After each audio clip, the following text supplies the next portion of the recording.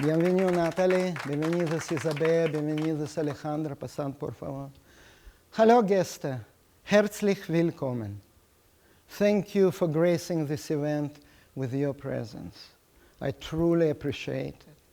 In particular, in view of the fact that I am here to champion the benefits of learning poetry to recite aloud. Please don't rush to have me confined to a lunatic asylum with the hurry. Allow me to ask you several questions to know where we stand first. Who of you had to memorize and recite poems, passages of prose in class when you went to school? Please keep your hands up just for one innocent yes, no question. Can you still recite at least one of them up until now? Please hold your hand for me not to. Yeah. Sure you can. What about you? All of them. Interesting. What about you, sir? Can you still recite a poem you learned ages ago now? Do please? Please don't, I'm kidding. I have absolutely no intention to call your bluff, or anybody else's for that matter, because I know that I will lose. If we recite a poem, a chunk of verse when we are young, these fragments tend to stay with us for life, especially if the chime resonate with us and reach into our mesh of inner meanings. A couple of more questions with your permission. Who of you requires your students to memorize and recite poems in class? If not to require, encourage, motivate, bribe with all kind of bonuses. If not in front of the class, to you personally? No? Okay, if there isn't any, we must do without. And the final question of mine, for the time being at least, is there anybody here present who exerts oneself to commit to memory the poems from the literature program before teaching them in class? Why? What for? A legitimate question. The road not taken, count the day lost, Ozymandias, as I grew old, Kubla's Khan, the journey of the Magi. Not on the list, yeah. You've passed your test on vigilance, no. Grandmother, introduction to poetry. What for? What for is not an idle question, of course. Really, why should we go the extra mile, memorize and recite the poems, if we can read them with grace and emotion? Or even let our students listen to the poems pre-recorded on YouTube, Instagram, TikTok, by a native speaker of English and a professional elocutionist to boot. The very idea seems eccentric, not to say masochistic, right? And an overwhelming majority of education gurus see eye to eye with you on this point. They believe that exercises in memorizing and reciting poetry are passé, a thing of the past. An archaic curiosity without any educative value. Never mind poetry, a fairly large number of very respectable individuals, scientists, business executives, entrepreneurs, Elon Musk, Alibaba's Jack Ma among them, developmental psychologists, Prince EA, the world top chefs, Dudi Amsalim and Ifat Shasha Bitton. Wow, admirable, adorable people. Leading educators claim that learning by heart in general is pointless to the Google and smartphone generation. The students no longer should be forced to hold in their heads facts and figures. After all, this information is readily available on the internet. Laissez-faire is fair, it's true. Such basic facts as the key historical places, names, dates, the multiplication table are a mouse click away via Google, Wikipedia, online dictionaries, the calculator. 7 times 8. How much? 56? Are you positive? 58, no? 8? Let me see. Pam pararam. voila, and Bob is your uncle. As simple as that. 58, I was right. It always shows what I want to see. This reminds me of George Osborne, a former British Chancellor of the Exchequer. He was flummoxed by a 7-year-old boy who'd ask him that very question, what 7 lots of 8 was, on Sky News. Anybody here blessed to be born under the British Union Jack flag? Katie? Somebody else? No? Katie, you were actually born in Great Britain. For your information, I am an incorrigible #1 Anglophile in the world.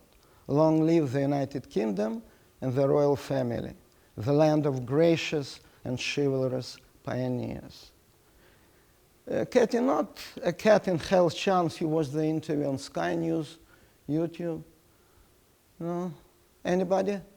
Not highly, but recommended. Rather amusing as Osborne dodges answering the question and tries without much conviction to laugh it off.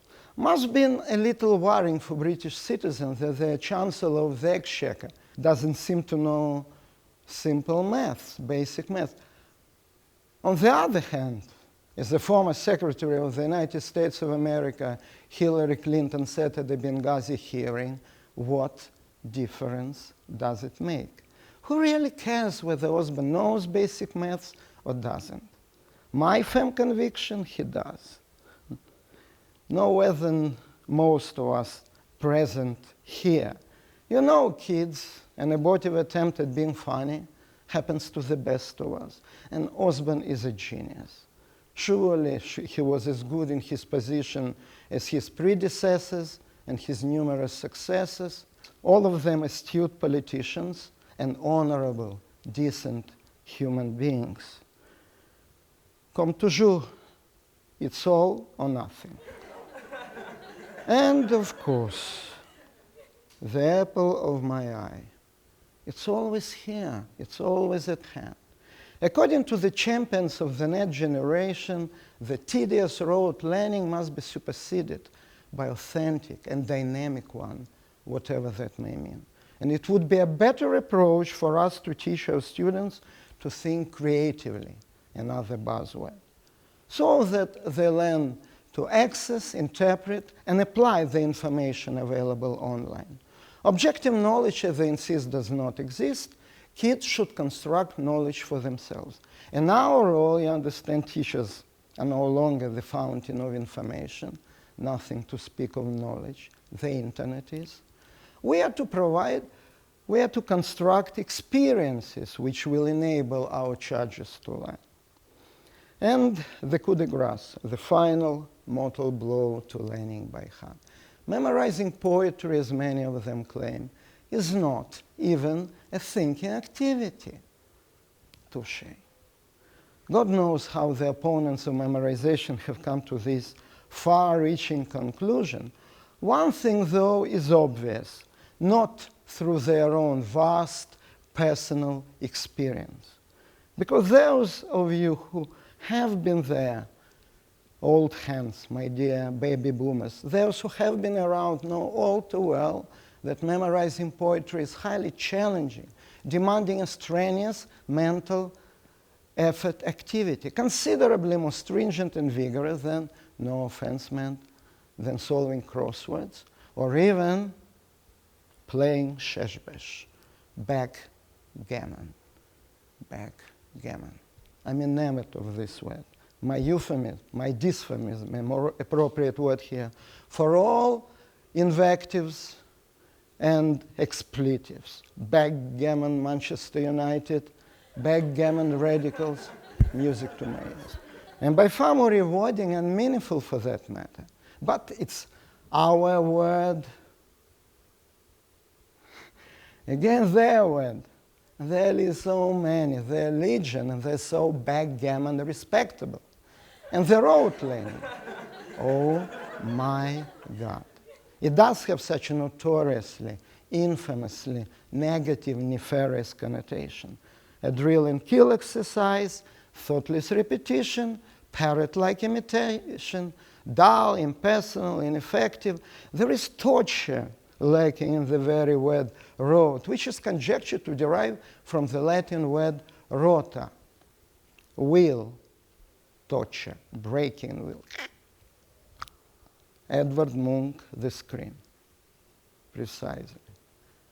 Horrible, isn't it? However, I would like to allay your most grave apprehensions.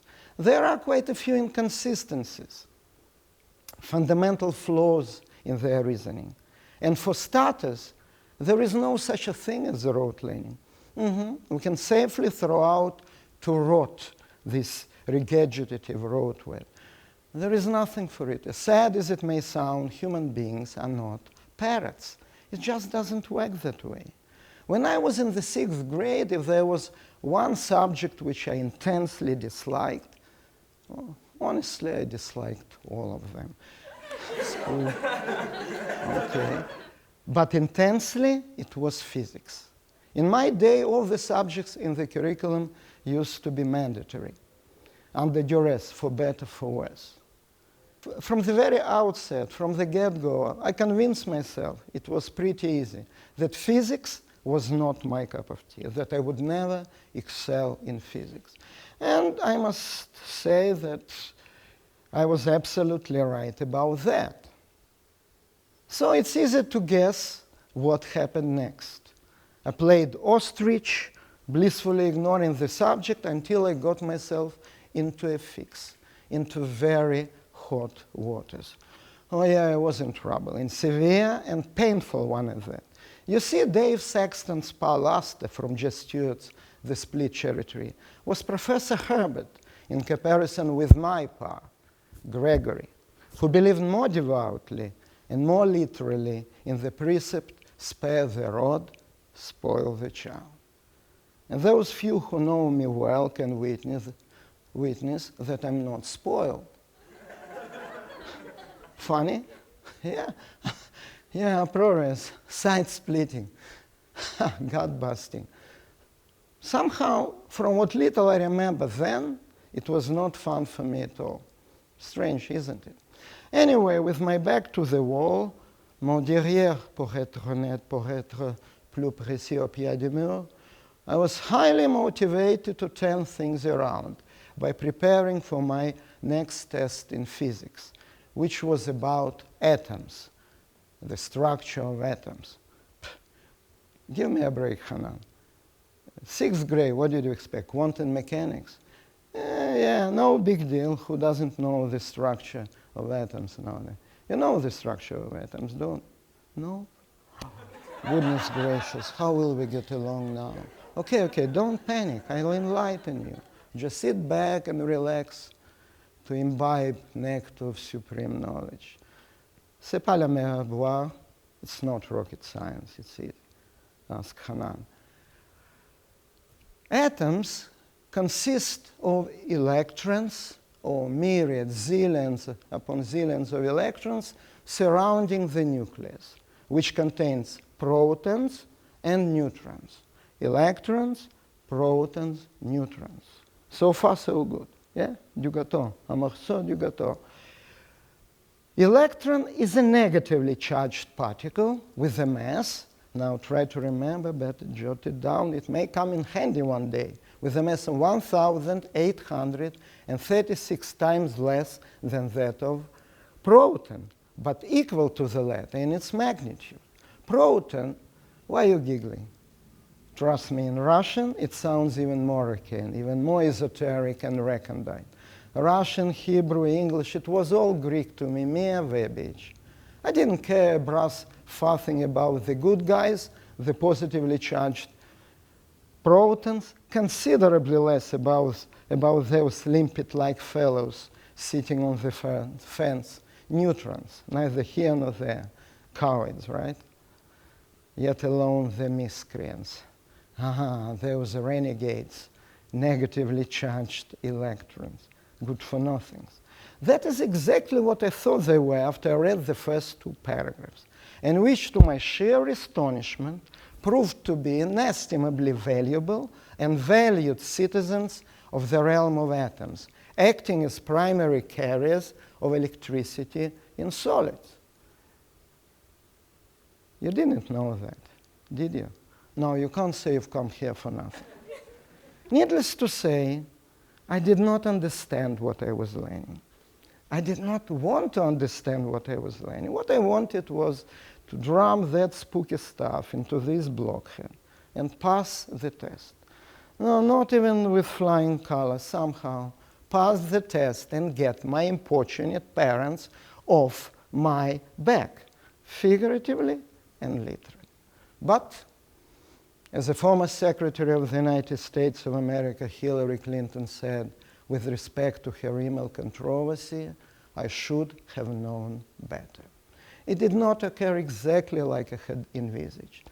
Our life is unpredictable, full of surprises, hard to acknowledge, but very often of good ones. Little did I know that my valiant effort that evening would prove a tangible turning point in my troubled relationship with physics. If it was not the beginning of beautiful friendship, surely it was the start of tolerable acquaintanceship. To which the savvy observer may inquire, how come? How can it be? What's the catch?